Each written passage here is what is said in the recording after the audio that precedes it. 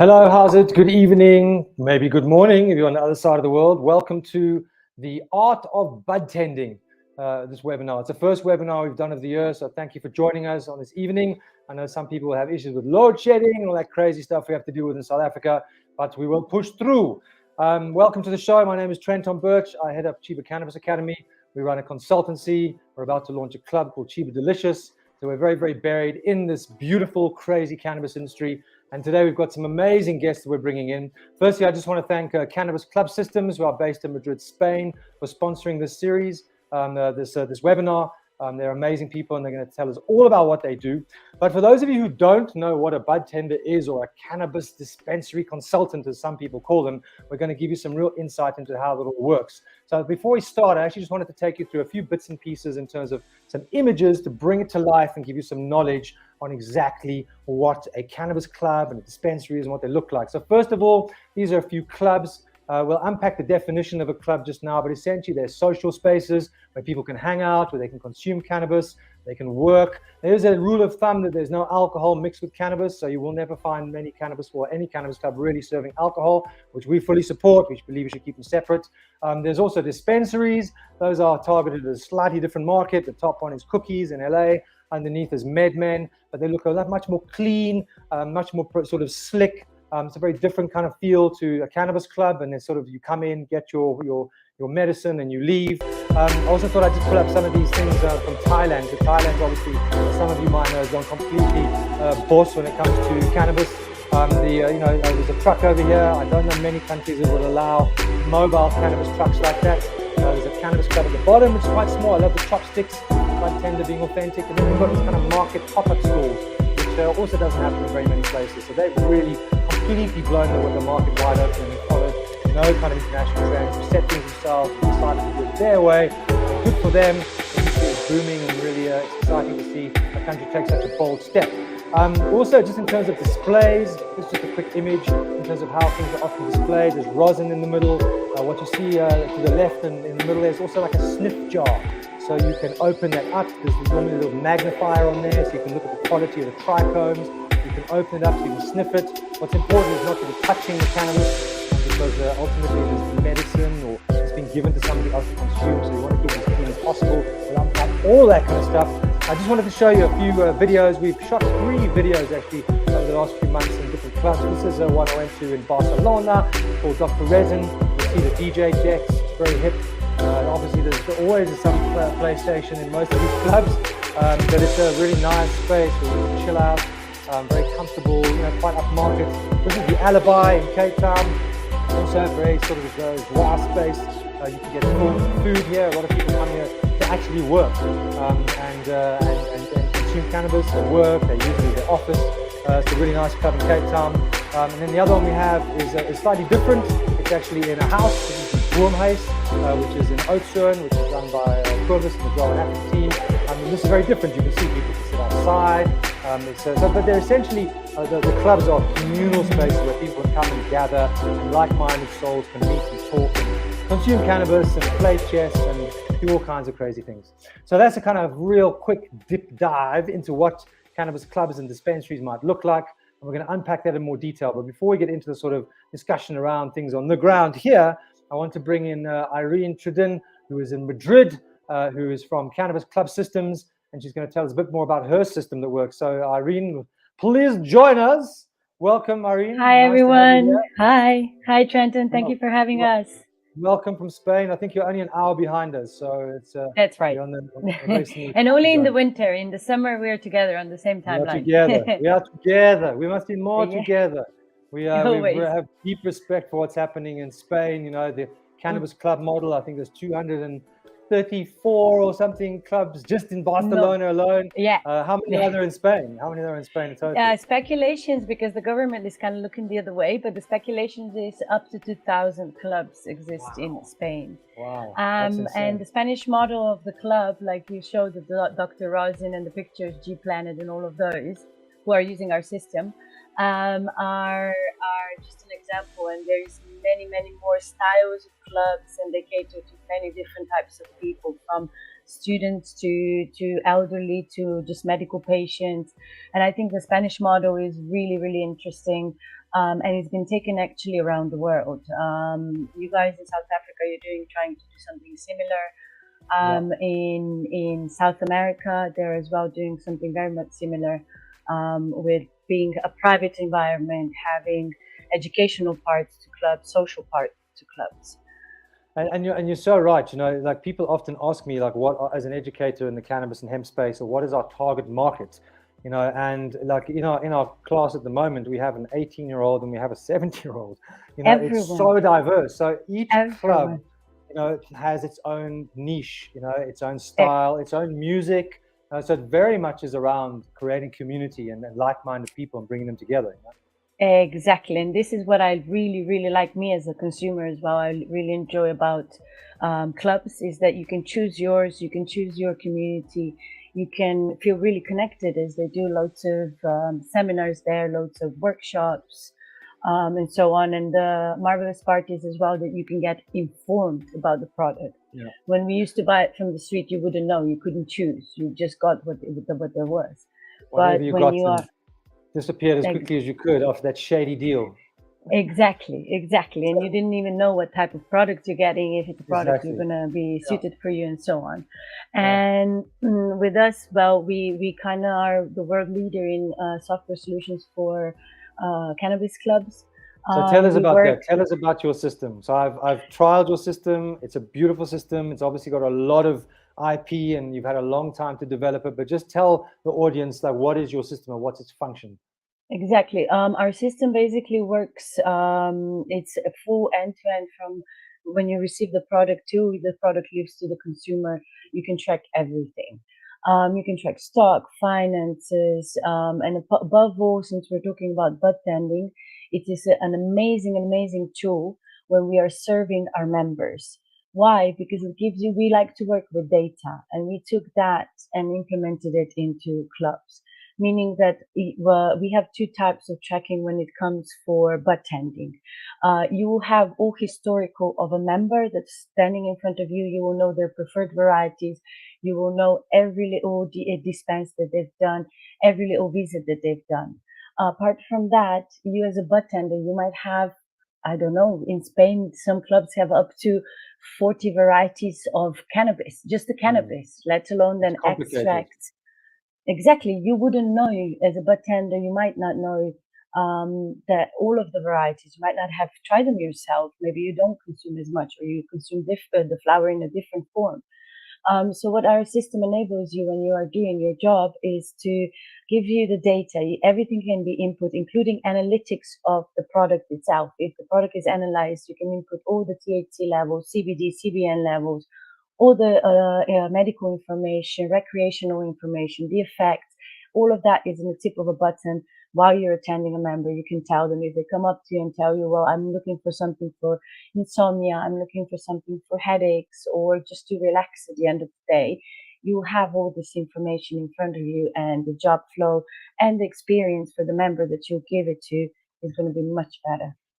Because this is, I think, one of the challenges that I've experienced is that, you know, the budtender role, the cannabis dispensary consultant role, whatever you want to call it, you know, and it's different depending on the application, is a lot of these guys and girls, you know, they understand how to grow weed, they understand what dank bud is, and, you know, but they don't actually understand what it is to be a consultant, because you need to have a certain amount of experience in terms of the medical side, and ultimately, you know, this role is the intersection between the entire industry and the consumer.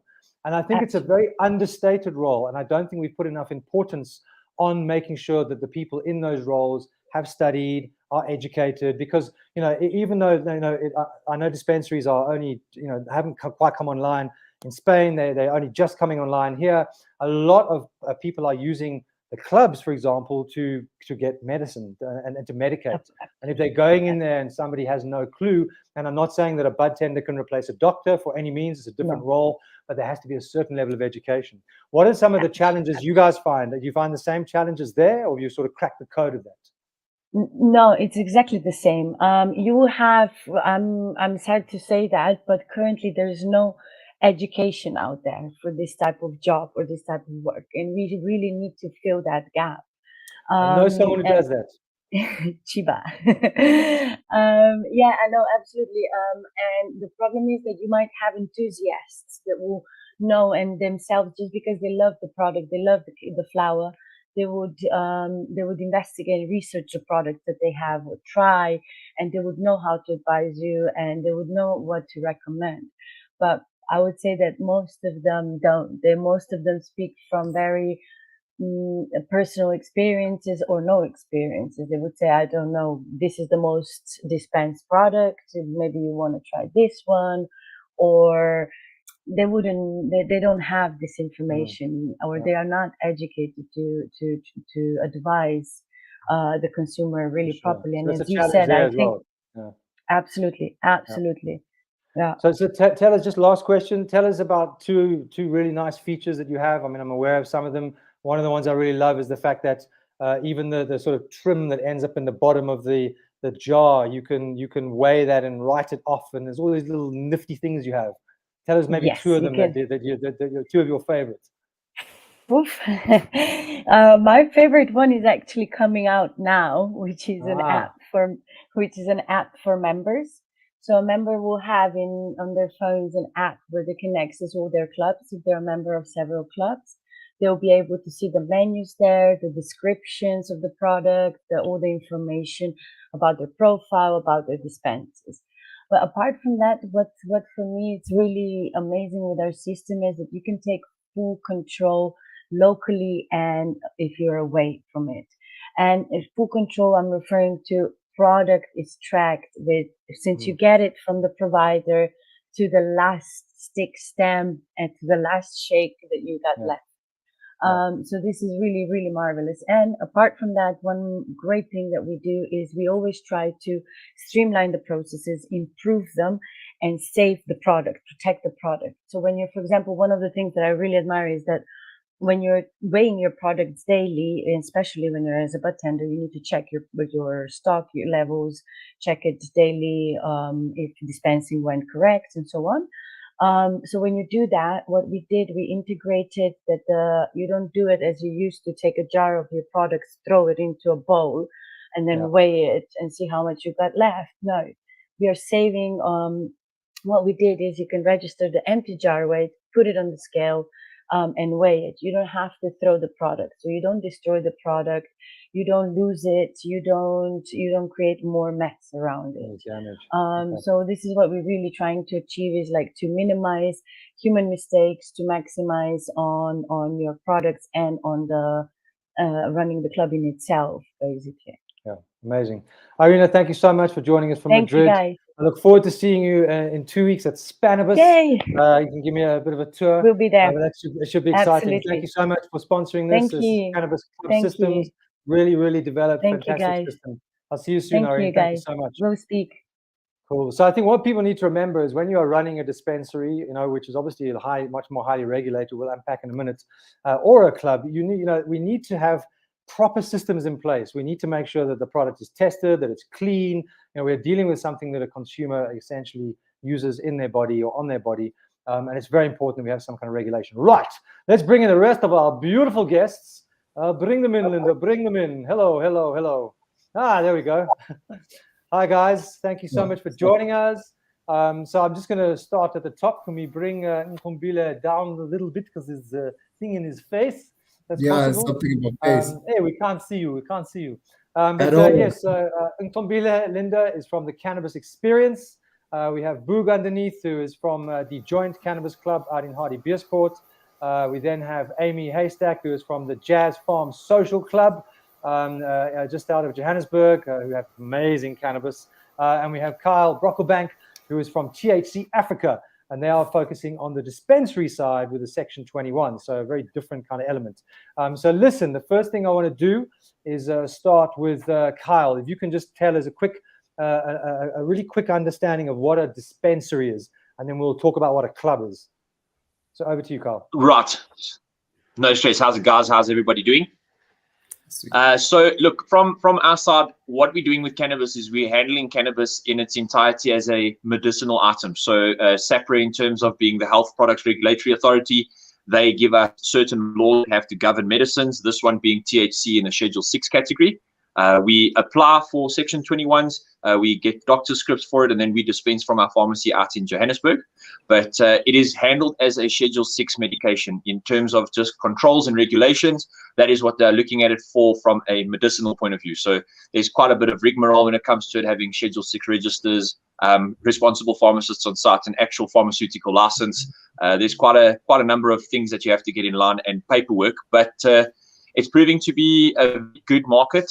We are finding a lot of people have a lot of interest being able to be registered, but at the same time, we also have people who do believe that the access needs to be given more freely. So yeah, running a dispensary is not the easiest thing in the world. No, of course. So you have to have a regulatory pharmacist as part of your dispensary, yeah? Yeah, that is correct. So we do have a responsible registered pharmacist with the South African Pharmaceutical Council, who is also registered with the health department. So our entire pharmacy is just like Dischem. The only difference is that we specialize in cannabis. We don't specialize in tablets or Western medication. And then just if you can just talk us quickly through the process. So I've got a pain in my arm and I want to get some cannabis. So I come into your dispensary. How does it work? Just quickly describe that consumer journey for us. All right, no problem. So look, we've made it a little bit more easier for access. So if you are interested in wanting to use cannabis, you can go onto our online portal at www.thc.africa. On there, you will register for a Section 21, which will automatically book you a doctor's appointment. Within 24 to 48 hours, we then contact you with the doctor in order to do your doctor's appointment. We then receive scripts for the cannabis for that. They are written out specifically for us and for our pharmacy and give you availability to 120 grams per month or 4 grams a day. From there, we take that information on our behalf. We then submit it to SAPRA with the doctor. We get the approvals back from SAPRA, and from there, we are then able to dispense cannabis. So it's quite an easy process. It sounds very easy when you're speaking about it, but it is quite a bit of work. There's 72 pages per person involved with the Section 21 application, so it's quite time consuming. Wow, I didn't know it was so long. I knew it was long, yeah. but not that long. Yeah, 71 pages per person. They don't make it easy for us, our friends at SAPRA. No, nothing's made easy for us. What is your estimation in terms of the amount of medical patients that are actually have been registered so far? Do you have any sort of understanding of the numbers at the moment? So look, I can give you clear numbers from our side. We actually had a very successful 2023 so far. In January, we were able to approve 250 patients for the month of January. For February, we are sitting on well over 100 approved already as it is. And through last year to this year, we are now sitting comfortably over 500 patients across the country. So it might not sound like big numbers to a lot of people, but for us, it's a lot of numbers. Yeah. I mean, I think the Australians are on about 250,000. The Israelis are on about 180,000, and obviously have a lot of efficiency in those lands. So, but this is how it starts. We just got to start and push it forward. Carl, thanks for that. Absolutely. I'm going to move over to clubs. We'll come back to you in a minute. I think that Boog is in the dark, so we won't go to him now. Amy, you've been at the coalface of running the beautiful Jazz Farm Social Club for a long time. Explain how a cannabis club works, just briefly. Hello, everyone. Yes, now I've been with the Jazz Farm Social Club, working at the Jazz Farm Social Club for about 4 years now. And a club is we believe in sun-kissed, organic, craft cannabis. So whilst you have your medical side, you've got your craft side as well, which has been the backbone of the unregulated market for many years. So a club would be, there's many different models out there. There's not one right one. There are many different types. And you could even just go out on your own. So it would be, it could be for us, for instance, it's an online model. So we're mostly online, or a lot of clubs that we see popping up have beautiful venues, like you showed in the pictures, and gathering spaces where you can go and become a member of that club and then have access to a variety of craft cannabis. Again, with the budtenders, they will hopefully offer you a wealth of information, get to know you, and then be able to purchase the cannabis or trade or those kinds of things. So yeah, the club model is more of not medical, it's access to sort of everyone. Yeah. And for your local community. So a lot of them are non-profit, so it's also about community upliftment. Yeah, I mean, just for clarity, there is currently no responsible adult use, or as they call it in America, recreational model in this country at the moment. The Cannabis Club model has been under scrutiny with the Hayes Club. The reality is that it's one of the only ways to get cannabis at the moment. So let's see what happens with our beautiful regulators over the next 6 to 8 months. Amy, thanks for that. Boog, are you there? You're in load shedding. You disappeared. I wanted to ask you, and he's gone. Right, Mobile, let's go to you. Give us a bit of a lowdown on what the role of a bud tender is. Like what the function of that person is. Well, I would say the function of a budtender is to properly inform the consumer about the product which they're about to consume, and also make them knowledgeable about the routes of administration that are available, whether it be smoking it or eating it or other patches, and it's to make sure just that the consumer's always safe at all times. And do you find, in your experience, in South Africa, that we have enough bud tenders who actually know what they're doing? Because I mean, this is, at the moment, a lot of people are looking for job opportunities in this space, and this seems to be a really good opportunity for people to enter the industry. Do you find that they're what is your opinion on that? My opinion is that a lot of people are just going about with what personal experience, So I personally went to an online academy, CTU, where I learned how to properly budtend, and I constantly tell people, to go the credential way, get themselves certified, know what they're doing, know what they're talking about when they're talking to the consumer about a product, But most people out there, they're just doing it on a personal, experience type of basis. You want it strong, this is the strong one. You want to go to sleep, this is the one that puts you to sleep, So it's basically mostly that, that's what we're encountering. Great, thanks. I think Boog is back. Are you back? Let's see. There we go. Boog, how's it? So we can hear you. Can you guys see me? We can see you nice and beautifully. We can see you, man. So just you spend a lot of time behind bud bars and setting bud bars up and really understand the mechanics. Just give us a bit of an overview of the day in the life of a bud tender, and how it works.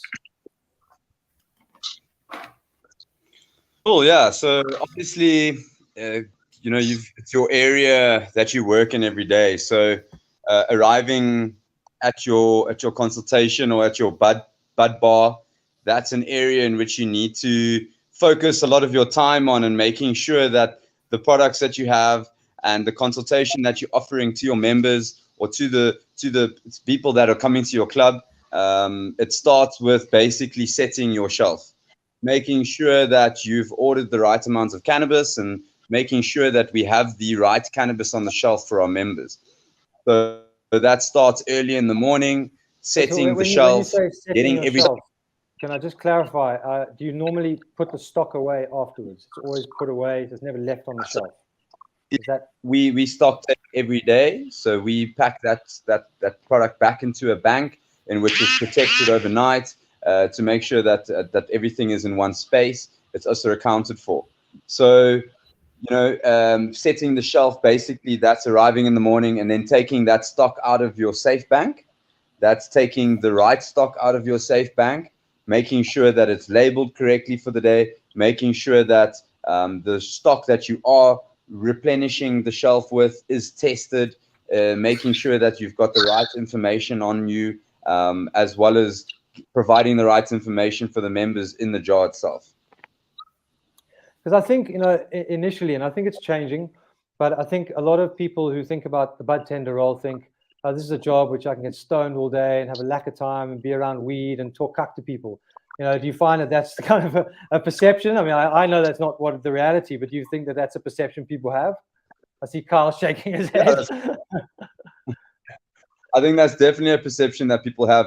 A lot in the week, we get told we have one of the best jobs in the world, which we do. We get to work with cannabis every day, but they also think that we tend to smoke all day, and that's not necessarily the case.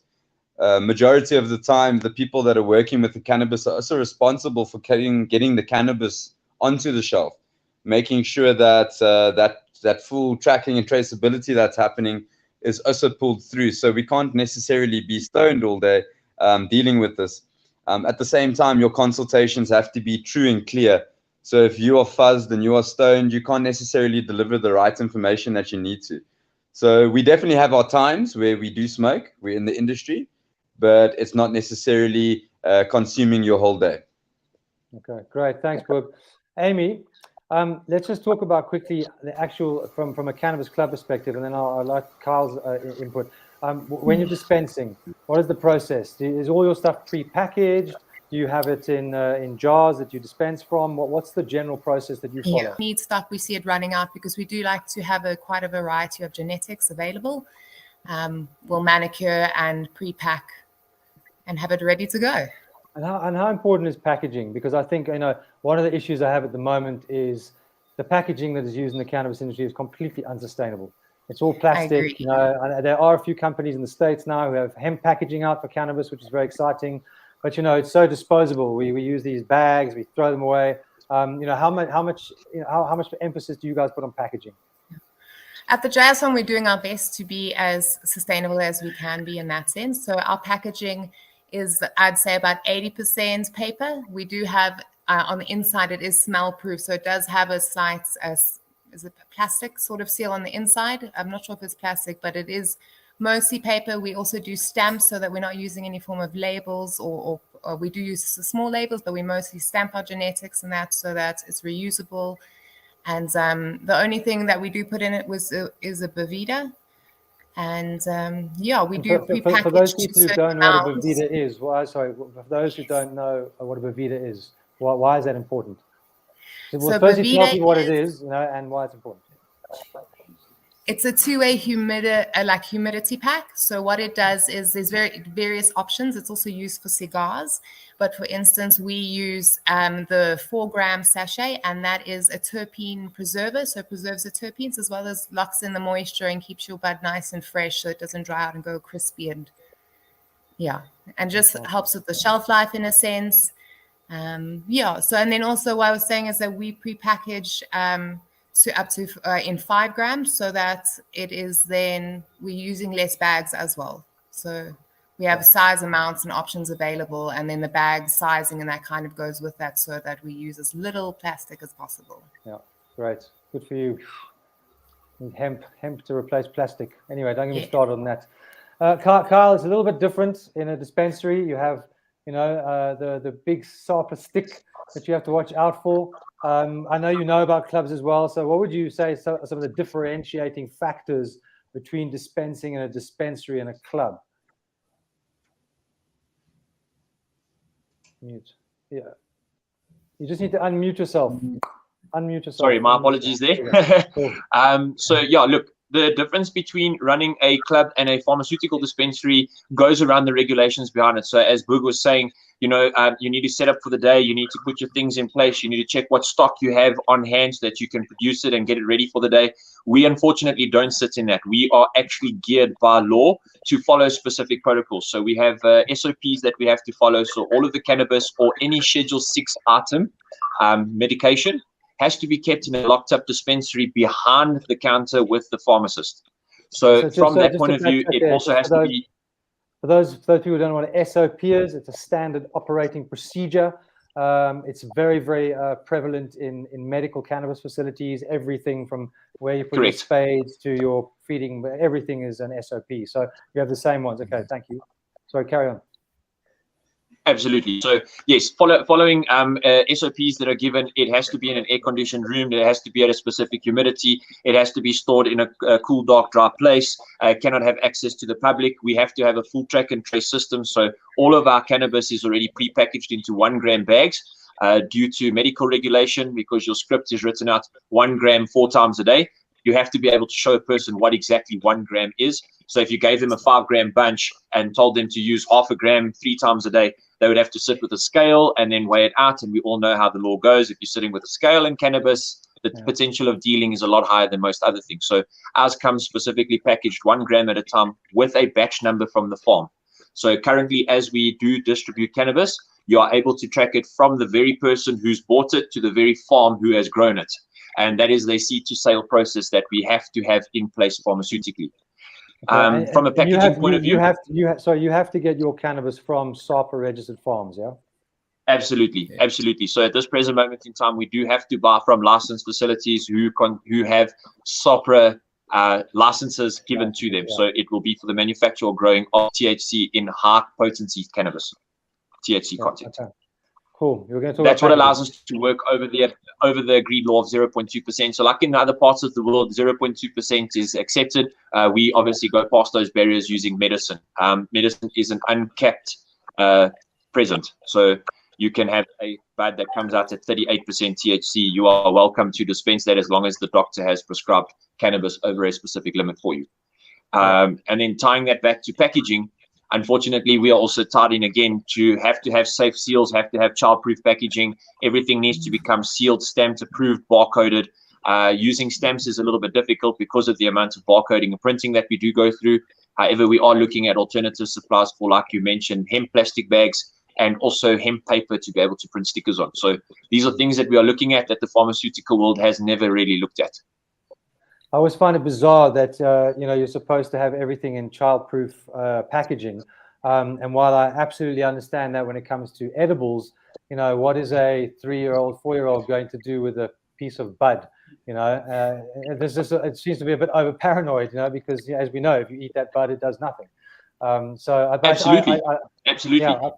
So I think there's sometimes a bit of overkill. On the flip side, I don't think we can underemphasize how important it is when it comes to edibles to keep them away from kids and all kinds Absolutely. of people. They look like sweets, they're problems.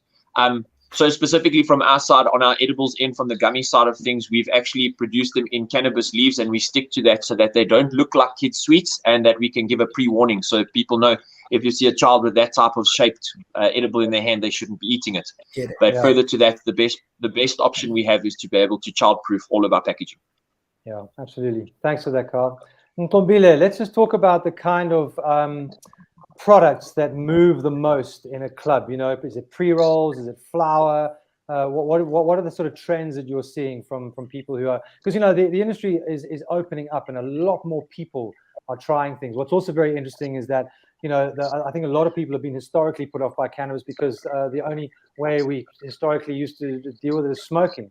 But we all know now there's many more methods of ingesting, etc. Where are you seeing the trends? How are things evolving and changing in your eyes?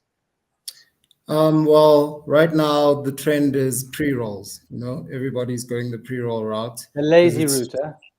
Yeah, because it's just that much easier, to just get a pre-roll, light it up, and just get medicated, as opposed to doing the whole job yourself, But vapes are also coming into the spotlight, where vaping is becoming more prevalent, because of the health benefits that are associated with vaping, as opposed to the conventional way of smoking, So yeah, those are the most popular ones that are coming out. Even the edibles, everybody's asking for some edibles, as Carl mentioned, with the gummies, Yeah.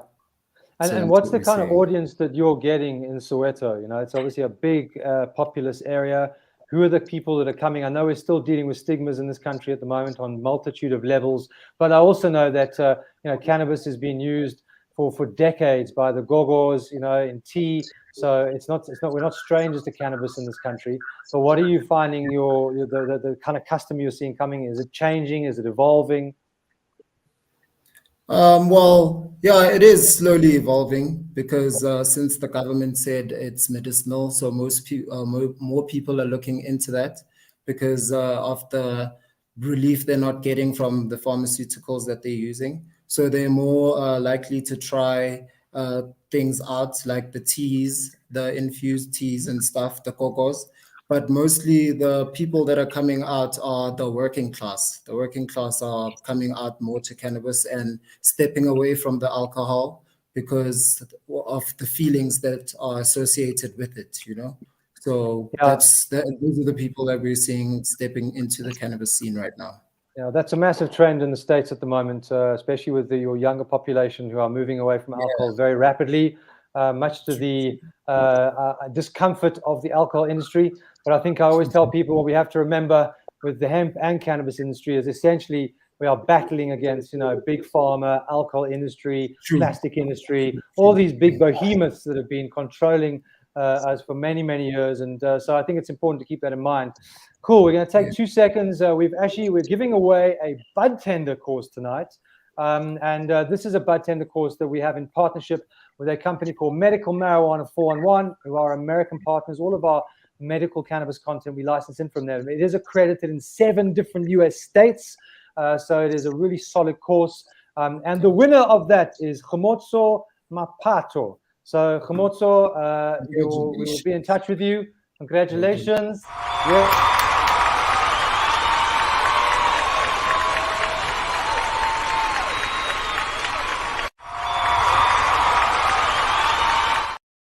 Okay. Well done. That's an online course, so don't stress about having to be somewhere, but it also includes 4 Zoom classes. So you get to do this online course for 20 hours and 4 Zoom classes. We also, for those of you who didn't win, we are also giving away or discounting our budtender course. So let's bring that code up, Linda. We have a code. You just use budtender20 at checkout for 20% off our budtender course. That is running until the end of this month. So if you want to learn to be a budtender, you need to go and school yourself and make sure that you understand what's going on. Right, I want to get into some stuff about the weed, the Zol, the cannabis. Boog, what is good cannabis? What makes good Zol? How do you sell or how do you persuade somebody to take a particular strain? How do you define that? Yeah, so it's not like it was back in the day. Definitely, we have come leaps and bounds with the quality of cannabis. So our members for our club and obviously the surrounding clubs have become extremely educated over the last 3 years. So, they come in to look for a specific terpene. So terpenes have become a huge thing where, they're looking for a specific terpene to do a specific thing.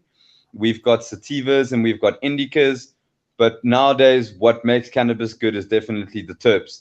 It looks, obviously, they come far in between. But if something smells good and tastes good and feels good, then this is definitely the route in which people are going. So it can be really, really cheap. If it smells good, then they're going to smoke it and they're going to smell it and they're going to consume it within their life. So, definitely terpenes are the way to go nowadays. Well, I think the other thing is there was a school of thought, I think before we became more educated, that it was all about THC. The higher the THC, the better. We now know that it's not about that. It's about everything else, as you say. Yeah, it's not about that, Obviously, when we started, we had, we saw we test everything that comes in. So, as we started seeing the test results, they started off in their 13s respectively, and their 15s, and we thought we were really getting strong cannabis when we got our 17s. But now we're dealing with a bit of a different baby, and we're dealing with 24% and 27% THC. But like you said, it's not all about the THC anymore. Now we're definitely looking at what's in the medicine and what's in the cannabis. So we can get really low THCs. But once we have a really solid terpene coming through on the cannabinoids, then that far outweighs any THC that we can have inside the flower. Yeah, absolutely. Just quickly, some rough numbers on the difference in price between outdoor, greenhouse, and indoor. Just roughly what a customer can expect to have to part with for that. Yeah, we obviously sharing cannabis at different fees. So we're reimbursing the farmer anything from, I focus a lot in my club, going back a bit old school and getting nice, decent pricing. We also focus, like Amy mentioned, we focus on more of the 10-gram baggy. But we raise a 20 Rand fee all the way up to 150 Rand fee for indoor. So the fees are regulated, not necessarily at what the quality is, because we focus on community. So what the farmer wants for the cannabis, we reimburse at that. So anything from a 20 Rand fee to a 50 rand, a 70 rand fees become quite popular, just to the farmer getting back what he needs, as well as the quality representing itself. Nice, thank you, Boog. Amy, if somebody wants to get into, acquiring cannabis, I always try to use the word selling cannabis cautiously, because it's sharing if it's in the club model. What would you advise somebody coming into a club, if they have no experience, what would you advise them to look for in terms of quality?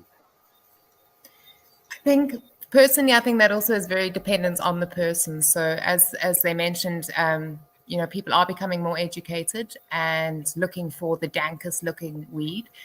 Whereas in my personal opinion, when you get the dankest and you're smoking this indoors, very short lived. So it's like this crazy high and then you're sober again. So I'd say getting to know your budtenders, let them get to know you a little bit.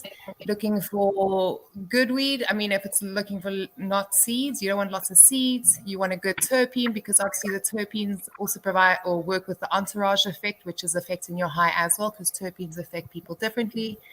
But I'd say try a few different things. If you aren't really experienced, speak to your budtender and try a few different things, because much like alcohol, cannabis does affect every person differently. It doesn't matter really how strong it is or how much THC, as everyone has mentioned, it has. If you guys go look up the entourage effect, the terpenes affect the actual high drastically. So seeing what works with you.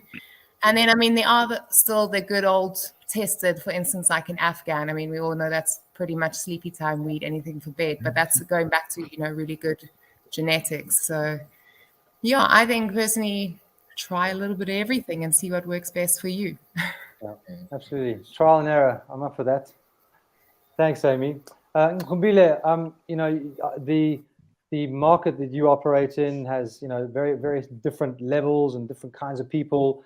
What would you say is a barrier to things growing, and really sort of getting this thing to take off in Soweto? And is it moving really fast, or is it still slow? What do you think some of the barriers are?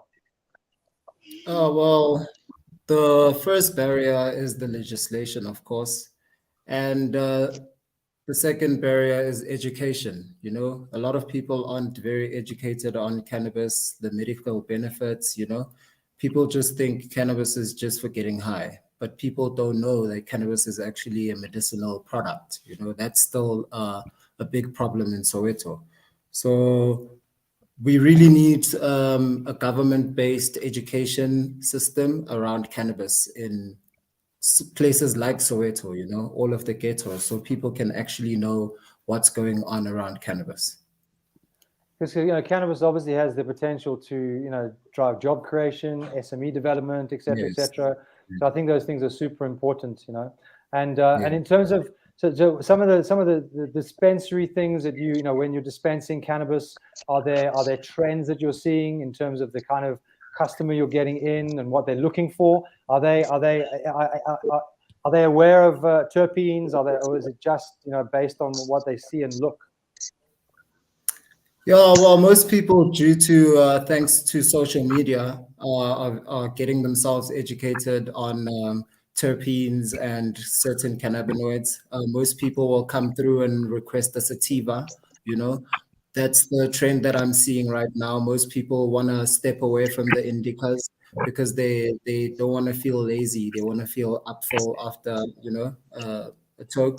So those are the trends that are actually coming forth, where people are just educating themselves about the types of cannabis and the terpenes, basically, Yeah. Which kind of smells they want. They want a sweet smell, whether they want a sour smell, and taste. Okay, great. Thanks for that, Kyle. I'm gathering that the sort of dispensary user base is quite diverse, because you obviously the medicine is at the forefront of what you're doing, but I'm sure there are some patients who come in. I'm not using the word sort of recreational adult use, but they don't necessarily need it for a real hectic ailment. Maybe it's sleep, maybe it's anxiety, but they want to come to a dispensary because there's an element of trust. I think with clubs, what you need to do is trust the club and trust the people running the club. Whereas with the dispensary, maybe it's slightly different because it's so regulated. You're trusting the regulator. And are you seeing what kind of customer base are you seeing, coming into your venues? Muted.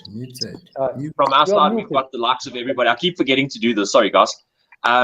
But our side, we've got a lot of elderly people who don't understand a lot about cannabis, and we've got a lot of younger people who do know a lot about it because they're more social media orientated, as you mentioned. Yeah. So they're learning a little bit more about it from social platforms and things like that. We don't take anybody under the age of 21. So only from the age of 21 and up is where we actually have our marketing category, if you want to call it. But what we have found is, first things first, our biggest thing to choose cannabis strains off of comes from genetics. So we look at the genetics of where it's come from, what is its potential, what has it done in the past, what has it been crossbred with to create other things, and then we try and look at the basis of what that holds. Specifically, one being like blue cheese, as an example, has so many medical benefits to it. It's actually one of the most general purpose cannabises. So you will always find that available in our facility. Somebody who doesn't understand wants to understand. Then looking at it differently, when somebody's trying to allocate a specific type of ailment, then we start looking deeper into, are you having sleep problems? Right, then we're looking at an indica. Are you having focus and energy problems? Then we look at a sativa. Then we start looking at the terpene profiles of how is it going to affect you and what is going to affect you specifically. And that's where it starts to fall a little bit off the bus, and it goes back to what Amy said. You've got to try a little bit of everything. And going back to anything in life, we can all sit here and we can say, I like roast potatoes, I like jacket potatoes, I like mashed potato. Truth of the fact is your stomach only ever knows mashed potatoes. But you've got to try everything first to see which one's your favorite. So from that point of view, we like to look at it to give people the option and the variety, and then educating them on what it is that they're looking to do and what it is that they're looking to buy. We've got 70-year-old people who are using dry herb vaporizers from us. They do not want to smoke. They are not interested in eating edibles because the edibles affect them differently. However, they have smoked it before and they like the effect, but they don't like the smell. So that is a dry herb vaporizer option. Coming to a younger person, they walk in and they go, I want to smell the strongest. I want to taste the strongest. I want to feel the strongest. Cool, no problem. We've got that for you. And we do that via certification. So all of our products that go into our pharmacy have to have COAs. We use the separate regulated body. So there is the likes of NAFS, Cure, M&N or M&L. I think. So there's a few labs that will be able to give you these test results, and we base it largely on that. So from 40 Rand all the way up to 200 Rand. We are also a VAT registered industry, so that is including of VAT. So 40 Rand inclusive of VAT, 200 Rand inclusive of VAT is the price category that you have to choose from, but there's a number in between it. And it's then what suits you and what can we supply you to make your life better. Yeah. It's the best that we can do at the moment. Thanks for that, Carl. Boog, I want to talk about, we're talking about the front end a lot, is what the bud tender role is.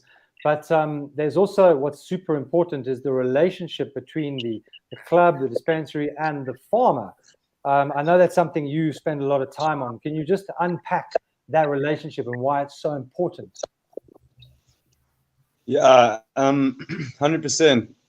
The relationship that you have with your members relays directly the membership that you have with your farmers, so that you can ensure that the cannabis that's coming in is the right cannabis.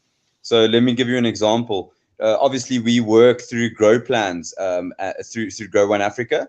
So that's how we depict the needs analysis for the members. And that's how we kind of depict how much cannabis we need to have come through the club at any given time. So, for example, we work on quarters. So our quarters, we set grow plans to our outdoor farmers, our greenhouse farmers, and our indoor farmers. And what happens is basically we go on hand to the farm and we have a look on and what's happening. We also constantly in talks with the farmer in the week, and we also do on-hand reporting every single week, if not every single day, where I'm constantly having a look at the plants. I'm constantly understanding what's going on so that I can share the cannabis between pre-rolls. I can share the cannabis between our extracts as well as then our popcorn flour or our main head flour. So this is the relationship that I'm talking about in order to kind of vary what we need to do with the cannabis and to have that consistency of coming in. if I was dealt with the problem of weekly having to go look for farmers or weekly going to have to look for stock, I just simply wouldn't be able to provide the cannabis that I need for my farmers. So again, this is the needs analysis and the grow plans that I'm talking about, that I just have such a strong relationship with the farmers. And that's just why I have constant cannabis and constantly the same cannabis, as well as the highest quality. I think that relationship is very vital, so that you know what to do with your cannabis. Yeah, absolutely. Amy, the inputs, in terms of what's put into the cannabis, what's fed into the cannabis, we all, in the industry, we know that cannabis is a bioaccumulator. It sucks everything out the air and sucks everything out the ground. So it's super important that we monitor the farmers that are, you guys obviously grow your own, and organic is super important to you. But what, for those people who don't understand the input situation, why is it so important to make sure that the inputs are clean? Well, at Fields of Green for All, we actually have a campaign called Know Your Dagga Farmer, because we feel it's vital to know what you're putting in your body. Like with anything else, you need to know how your plant's grown. Is it organic? What nutrients it's been fed? How's it been cured? How's it been harvested? Those things are really, really important. At the end of the day, whether it's medicinal or craft, you're still consuming it and putting it into your body. So it's really important to know your Dagga Farmer. Yeah, no, I love that campaign. I think it's super important to know where the source is, so absolutely. Guys, we're almost out of time, so I just want to do a quick run around the room. Nkhumbile, what are your hopes for 2020-23 in the cannabis industry? Well, in the cannabis industry, I'd like to see more education. Yeah, that's my drive, more education for everybody. For everybody over the age of 21, everybody needs to be educated about the plant, the benefits and the harms also of not using the proper kind of cannabis, the pesticides and the synthetics. Everybody needs to know how to step away from those and more organic, so education is the one. Education is the key. Yeah, man. Cool. Thank you for that. Boog, what's your take for the rest of the year? So you know me, I've always been education focused. I've always been on hands directly with that, and that is definitely my focus this year. But something that I want to see come of this is we've had 3 years to work within our communities, and we've had 4 years to kind of work alongside our communities. So this year I want to see communities thrive. And I want to see communities really exploding with the likes of cannabis. True. Great. I think we all agree with that. No. Amy, I've forgotten who we've done so far. Over to you. From me, I'd like to see our legacy farmers being uplifted as much as the privileged are. I'd like to see some legislation and for our government to start engaging with the community, because we've been doing it for generations and centuries. And I'd like to see the plant to be unleashed and to have trade legal and to have full legalization. Recreation. Trade is not legal. Absolutely. Yeah. Right. Who's left? Kyle, I think you were the last one. Yes. So look, from our point, obviously, education is the biggest factor here that we need in South Africa. And for us, one thing that we are seeing a very big specific space is cannabis tourism. So we are working very closely with SA Tourism and the educational departments like Cheeba and some of the others, but preferably our local base Cheeba, and pushing medical cannabis tourism and cannabis tourism for South Africa. The red light district in Amsterdam has just closed its door to public usage. So it's only behind closed doors, and I think that gives us a good opportunity to open up green light districts in South Africa to support local farmers, the medical industry, and the tourism industry. And I do believe we're going to come right with that. I think this year we're going to see some lovely light shine on this plant. Yeah, absolutely. I think, I'll leave with this sort of parting shot. I think it's a few things. Firstly, I think the role of the budtender is underestimated in our market. And anybody running clubs out there, depending on who you speak to, we're sort of looking at figures of 200-300. The dispensaries are starting to grow, but I think as an industry, we must take responsibility for ourselves. We must regulate ourselves. We must make sure that we're not putting, no offense, goofballs behind the counter. We need people that are these are the coal face of the industry. It's a serious job, guys. A serious job. You know, you've got to really have your game face on and educate yourself on cannabis if you want to be in that space. I completely agree. We need education, and for me, it's education the general public. You know, those who want to come into the industry will learn and study, etc. But how do we have a role? You know, as a bud tender, your role is to educate. As your dispensary owners, club owners, our role is to educate the people and to break those stigmas, and also to be responsible. I think responsibility is super key. If someone gives you an edible and there's no dosing on there, give it back. You know, we have to hold people accountable because ultimately we want this industry to work for all of us. So we need to be responsible at all times. And I think that brings us to the end of our first webinar for the year. Thank you so much for joining us. Irena, thank you for hanging in there at the end. We really appreciate you being involved in this. And absolutely. Thank you, guys.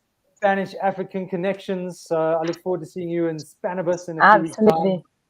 Amazing. Guys, thank you so much. Have a beautiful evening. There will be a recording of this on YouTube in case people missed it. We'll send all those links out. But otherwise, have a beautiful evening. Good night. Farewell. Night, everyone. Thank you. Good night.